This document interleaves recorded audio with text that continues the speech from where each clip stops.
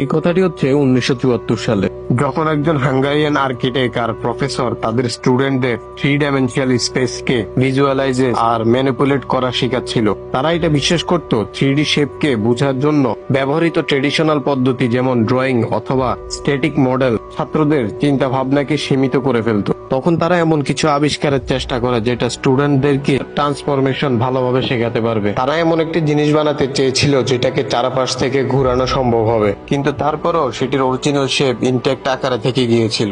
1974 সালে তারা প্রথম কিউবের প্রোটোটাইপ বানিয়েছিল। সেটাকে তারা এলাস্টিক ব্যান্ড আর পেপার দিয়ে একসাথে জোড়া লাগিয়ে তৈরি করেছিল।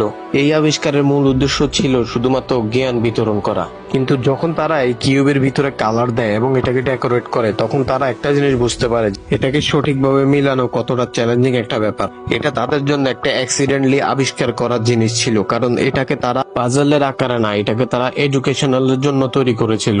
1980 সালে আইডিয়াল কর্পোরেশন এটাকে কমার্শিয়ালি সেল করা শুরু করে দেয়, আর এটাকে তারা নাম দেয় রুবিক্স কিউব। আর এটিকে এটির নির্মাতা এর্নো রুবিক্স এর নামের স্মরণে নামকরণ করা হয়।